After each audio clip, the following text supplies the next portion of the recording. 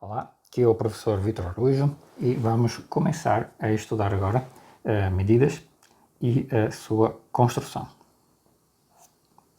Então, funções de conjunto e a construção de medidas. Então, nós queremos construir funções que estão definidas em alguma família de subconjuntos de um espaço X, com certos valores positivos, maiores ou iguais que zero, de fato, possivelmente mais infinito, né? Que mereçam ser chamadas de medida dos conjuntos dessa família de conjuntos A. Okay? Nós veremos mais tarde, usando o que se chama da escolha, quando a gente tiver mais ferramentas, que não é possível definir de facto uma medida em todos os subconjuntos de um espaço X em geral. Okay? Assim, em princípio, nós temos que restringir a família A, o domínio, a uma família suficientemente grande de subconjuntos do nosso espaço. Então veremos como construir medidas, começando primeiro com uma função de conjunto definida em todos os subconjuntos do espaço, okay? E depois restringindo essa função aos chamados subconjuntos mensuráveis. Isso aí passa a ser uma medida. Depois, mais na frente, começaremos com uma família pequena de subconjuntos simples, onde é mais fácil definir uma medida, e estenderemos a sua definição até uma família A suficientemente grande e estudaremos as suas propriedades. Então, tem dois aspectos, duas formas de construir e os dois estão relacionados. Nós vamos ver isso. Okay?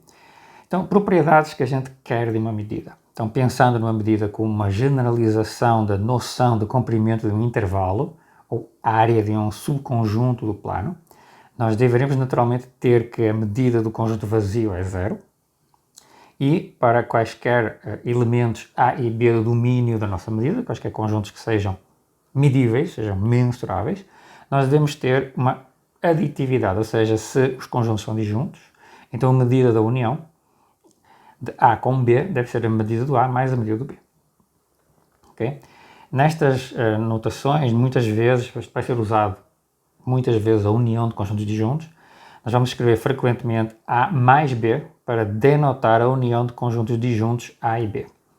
Okay? Assim, tenta evitar repetir, né, a união disjunta dos conjuntos tal. Então, logo A mais B já está implícito que eu estou assumindo que A e B são disjuntos.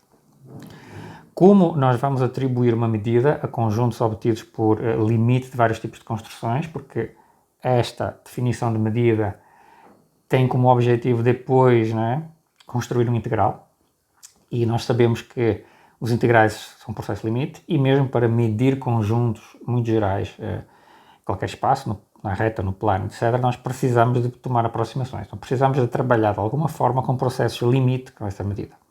Então, é natural nós pedirmos que a aditividade, esta propriedade aqui da aditividade, né, que eu acabei de explicar, ela deve valer para famílias numeráveis também. Isso aí chama-se sigma aditividade. Ou seja, se eu tiver uma família enumerável disjunta de subconjuntos, né, ou seja, estes ANs aqui são tais que o AI e o AJ se intersectam no vazio, não se intersectam para todos os I's diferentes de J, então a medida dessa união disjunta deve ser a série da soma das medidas de cada elemento dessa família enumerável.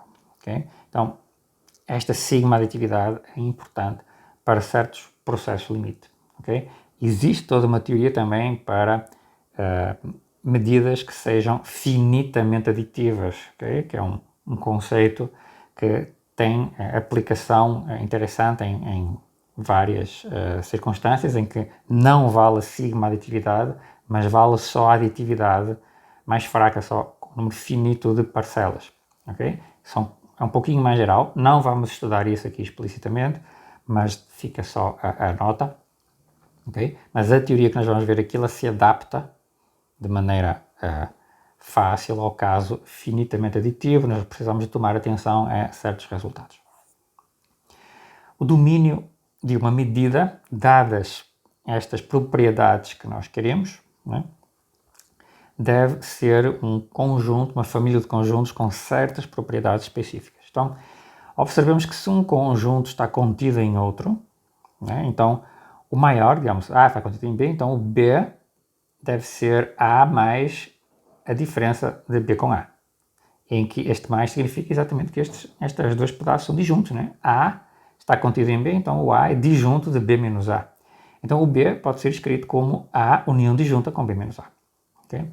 Então nós deveremos ter, se tudo isto é formado por conjuntos mensuráveis, nós devemos ter que a medida de B vai ser a medida de A mais a medida de B menos A para satisfazer a aditividade.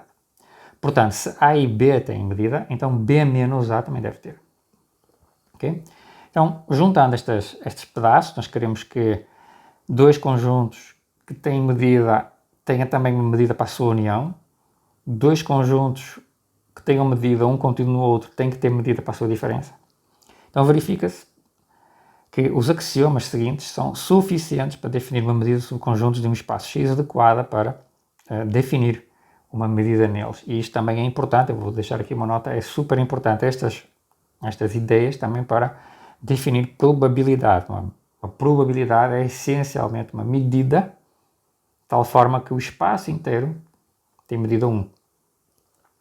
Então, estas ideias, para vocês pensarem em conjuntos como acontecimentos, como eventos, então é muito natural que uma probabilidade também tenha que satisfazer estas relações. Então, dizemos que uma família de conjuntos, uma família de subconjuntos no espaço X, é uma sigma álgebra do espaço X, se ela contém o vazio, portanto o vazio é mensurável no certo sentido, a medida é sempre zero. Se um conjunto está no domínio, então o seu complementar também está no domínio. E se uma família enumerável de conjuntos está no domínio, então a união dessa família enumerável também está no domínio. Okay? E nesta união aqui nós não exigimos que os conjuntos sejam dois ou dois disjuntos. Okay? Você tem um A e um B, se eles têm uma medida, se eles são mensuráveis, então A reunido com B precisa ter uma medida também.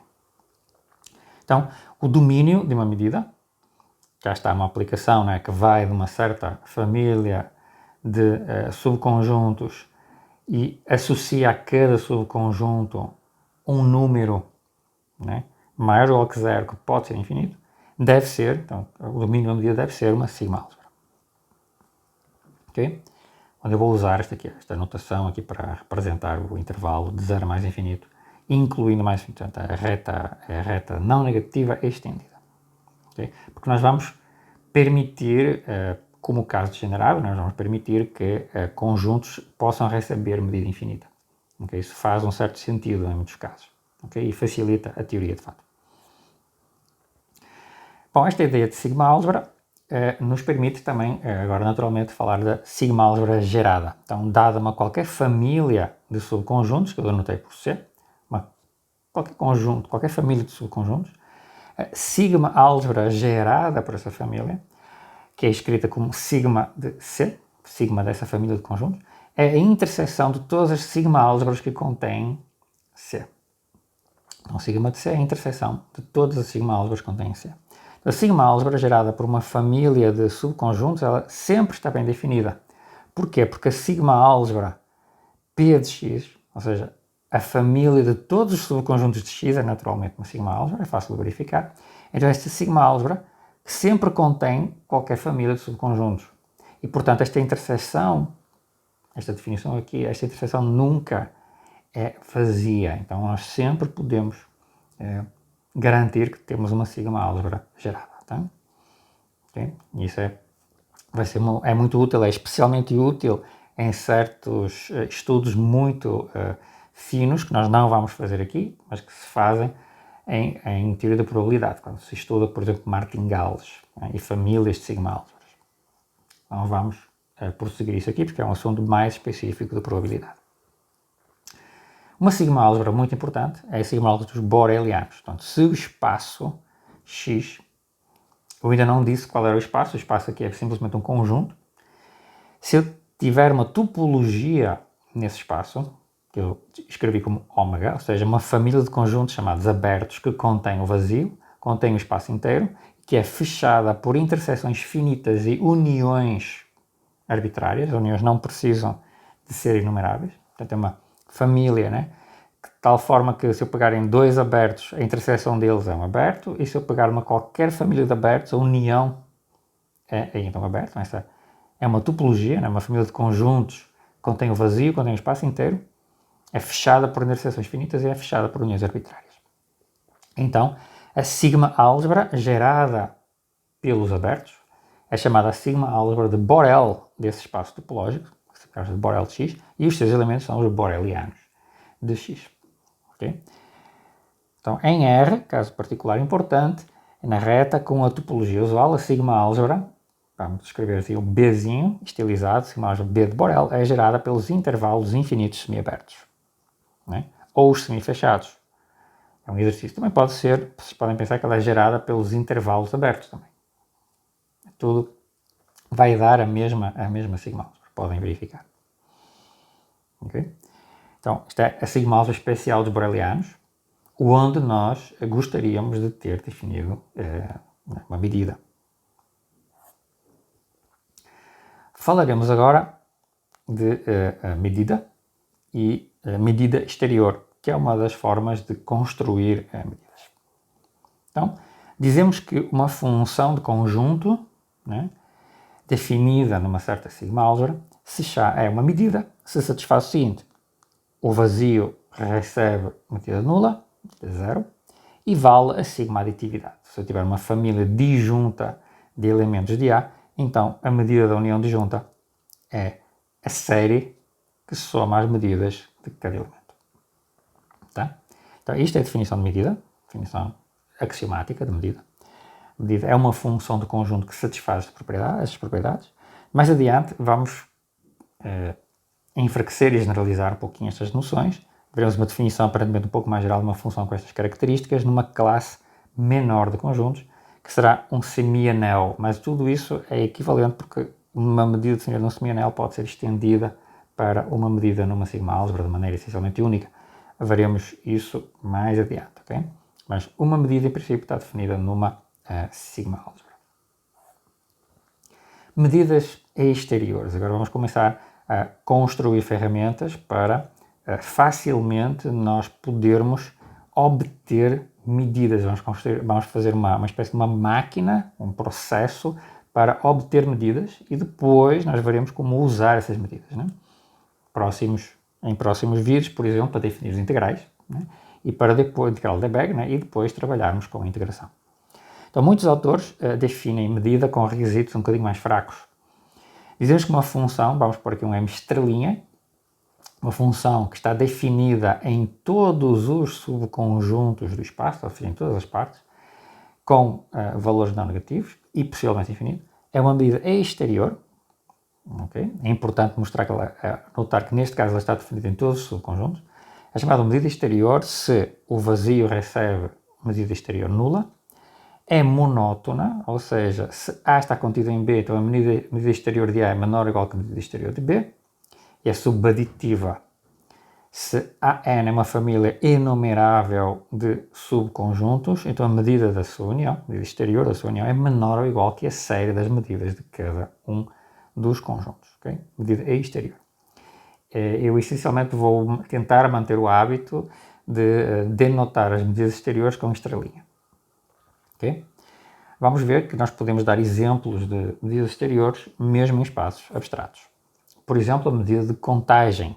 Então, seja M estrela de A com uma cardinalidade de A, definida como o número de elementos de um subconjunto de X, se o A for finito, e simplesmente dizendo que ele é infinito, caso não seja finito. Okay? Então, isto é um exercício simples. Esta M estrela, esta medida exterior, é uma medida exterior chamada medida de contagem num espaço qualquer X. Okay? Então, podemos definir esta medida exterior em qualquer conjunto X. Isso não tem nenhuma estrutura, essencialmente. Então, é uma noção bem geral. Então, temos aqui uma medida exterior, medida de contagem. Outro exemplo, as medidas de Dirac, as massas pontuais de Dirac.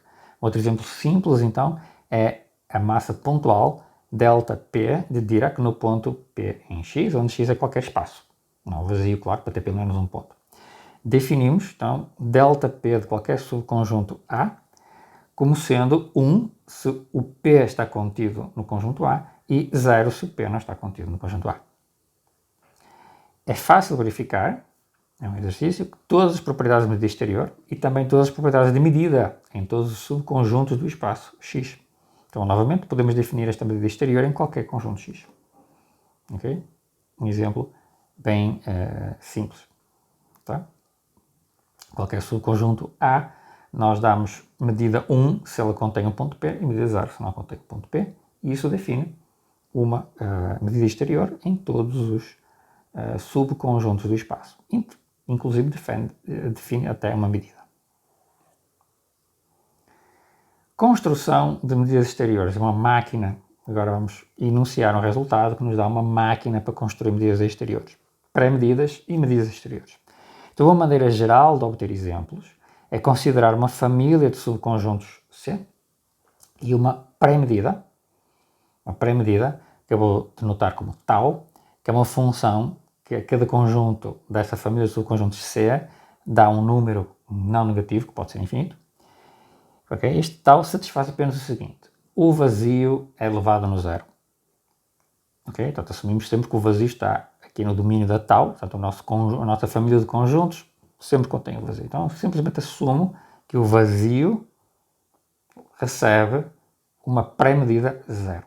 Então, se eu tiver uma função que dá, reparem, eu estou de forma arbitrária, eu escolho uma família de subconjuntos, né? Assumo que tem o vazio lá, o vazio vai no zero e para cada subconjunto dessa família eu estipulo um valor, um tal desse conjunto que é um certo valor, um certo número não negativo, que pode ser infinito. Okay?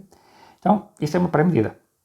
Então, se tal é uma pré-medida, simplesmente uma função, uma família de conjuntos que o vazio leva no zero, okay? Então, esta função m estrela de qualquer subconjunto A, né, dada por este ínfimo aqui, é automaticamente uma medida exterior. O que é o ínfimo aqui? Né? O ínfimo é tomado sobre todas as coberturas enumeráveis do conjunto A por elementos da família de conjuntos C que eu selecionei. Okay? Se eu não tiver como cobrir, imaginemos que não existe uma cobertura do nosso subconjunto A usando elementos do C, nós estipulamos que o ínfimo é o vazio.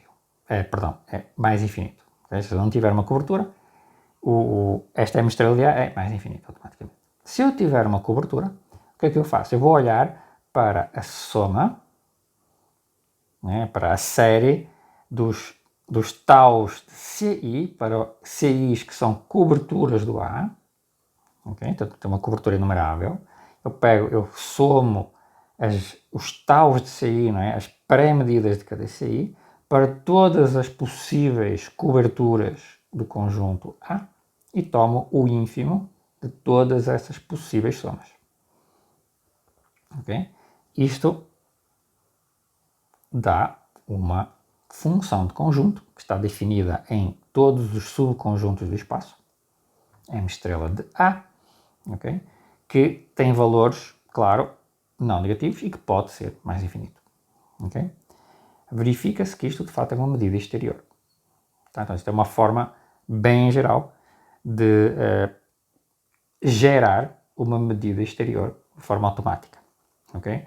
Observem que o ínfimo, este ínfimo está sempre bem definido, né? Porque ou ele é infinito, quando eu não tenho aqui nenhuma cobertura, quando aqui tenho o vazio aqui dentro, o ínfimo do vazio eu defino como sendo mais infinito, ou se eu tiver aqui alguma cobertura, né, eu vou ter uma quantidade de uma certa família de números reais aqui dentro, né, reais não negativos, porque cada tal de CI é não negativo, e eu tomo o ínfimo de um conjunto não vazio de reais que são não negativos. Então obtenho um número não negativo sempre.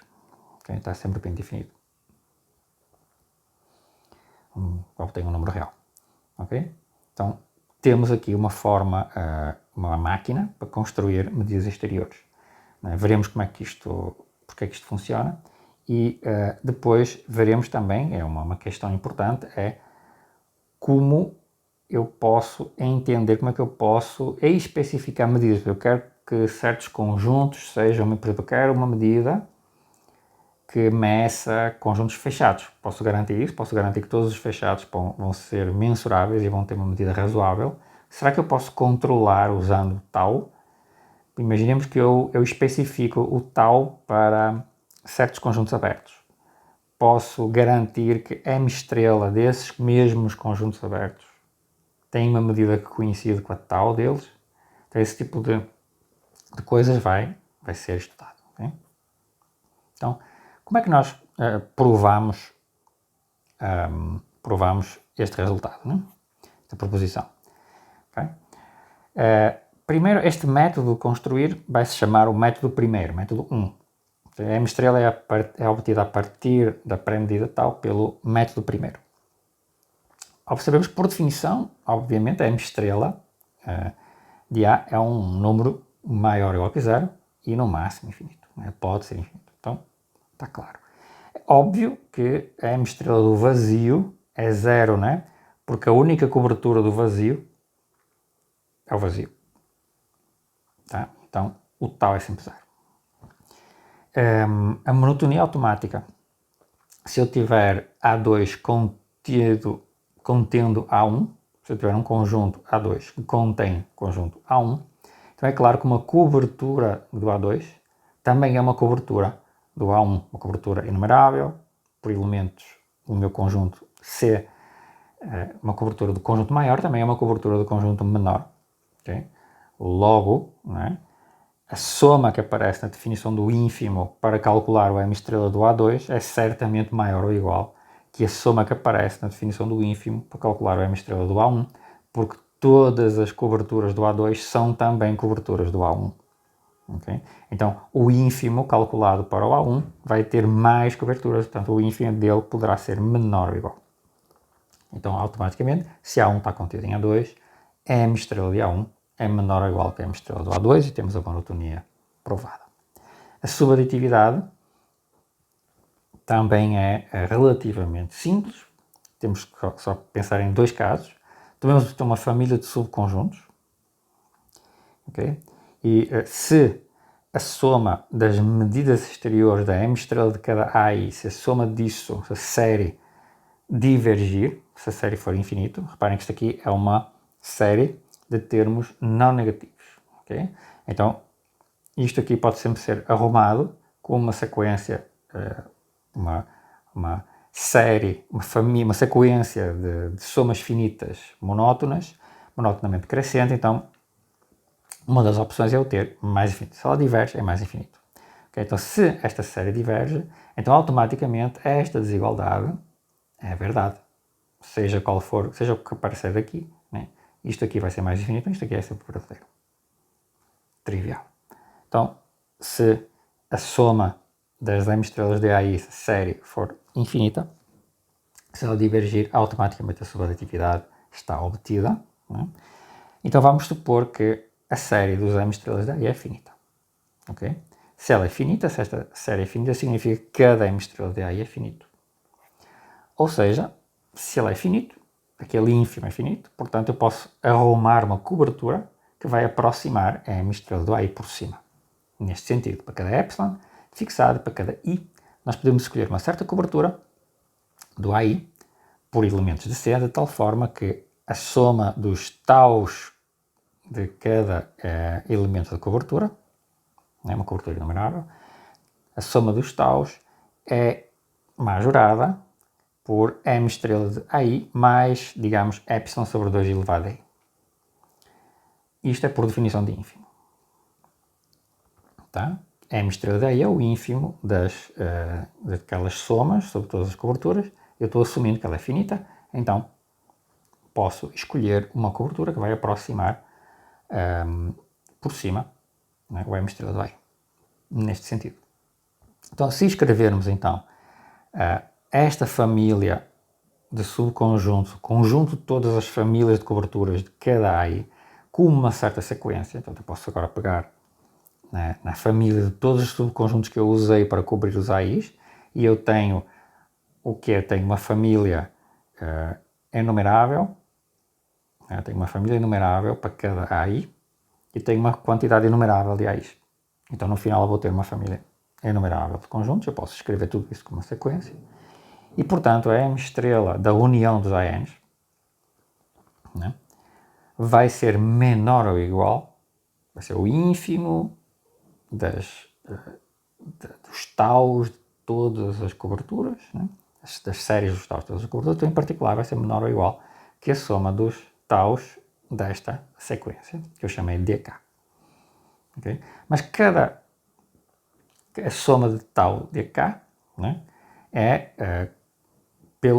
menor ou igual que a soma, né, dos taus desta família inicial, que eu posso reescrever, uma vez que eu estou trabalhando com séries de termos não negativos, eu posso usar a comutatividade e a associatividade destas séries. Né?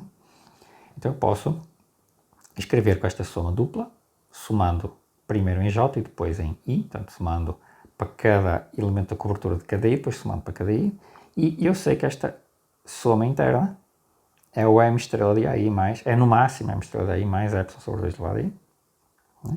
E portanto esta soma aqui, esta agora soma em I, vai ser a soma do M estrela de AI mais a soma de epsilon sobre 2 elevado a I por todo I, portanto com I maior ou igual que 0, sei que isto é menor ou igual que epsilon. Então o que é que eu provei? M estrela da união do AN é menor ou igual que a soma, que a série dos M estrelas de AI, que estamos assumindo que é finita, né? Mais um epsilon. E o epsilon era qualquer epsilon arbitrário. Então deduzimos que M estrela da união é menor ou igual que o M estrela do AI, porque eu posso fazer o epsilon a tender por zero. Obtivemos a subaditividade da M estrela e concluímos a prova da proposição. A M estrela satisfaz todas as propriedades de uma medida exterior. Okay?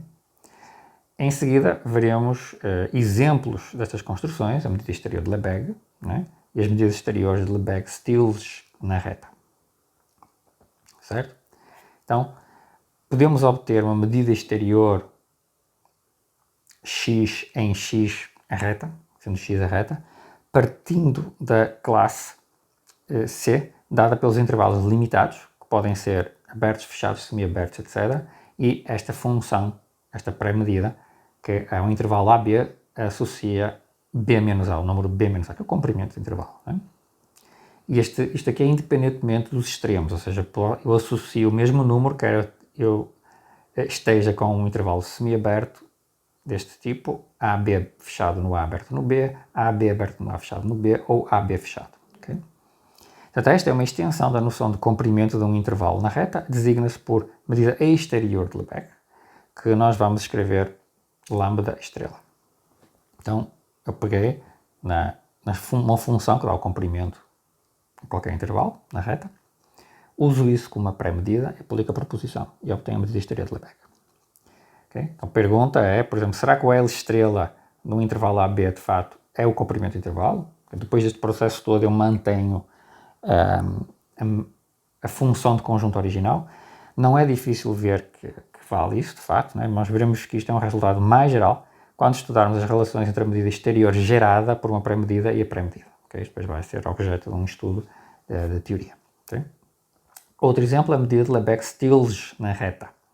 Portanto, ainda com o espaço dado pela reta, x igual a r, podemos tomar uma função qualquer, monótona, crescente e contínua à direita. Vamos essa função g, monótona, crescente, contínua à direita.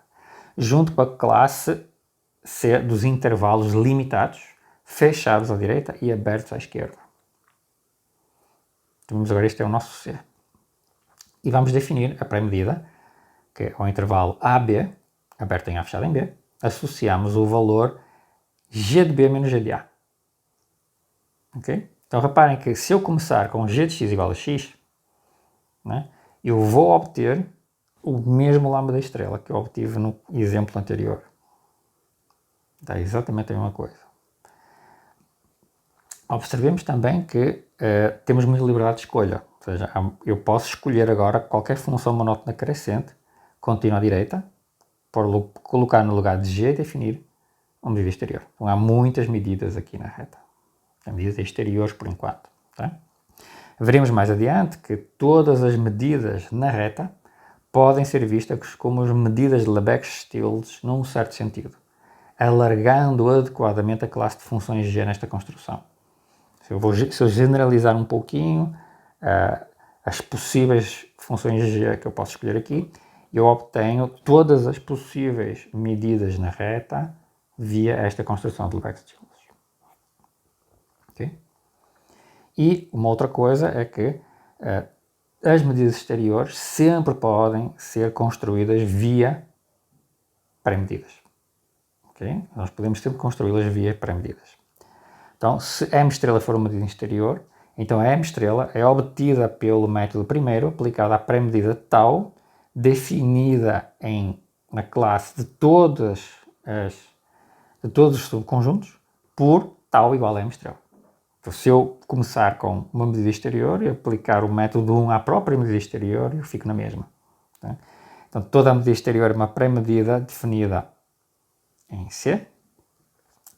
E se tomar mi a medida obtida de tau igual a M' pelo método primeiro, né, já que todo A contido em X pertence ao conjunto C, né, e cobre o próprio conjunto A, então mi de A é menor ou igual que tau de A é M' de A. Pela própria definição, né, da mi de A como o ínfimo das coberturas.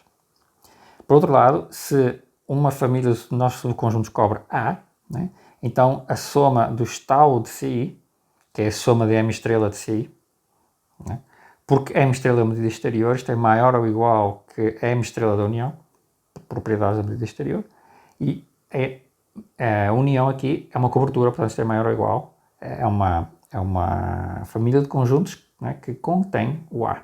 A união deles contém o A. Logo, o M' é maior ou igual que o M' de A, por causa da monotonia da M'. Certo? O que é que concluímos? Concluímos que mi de A é menor ou igual que M' de A, e concluímos que M' de A vai ser menor ou igual que mi de A. Né? Okay? Portanto, mi de A, que é este ínfimo, sobre todas as coberturas, é maior ou igual que mi' de A. Concluímos que mi é igual a M', tal como o lema enunciava. Né? Então podemos ter para assumir que toda a medida exterior é obtida alguma pré-medida pelo método primeiro. Então, resultado interessante em si mesmo. Okay? Vamos agora, próximo vídeo, falar sobre subconjuntos mensuráveis obtidos em relação a uma certa dada medida exterior.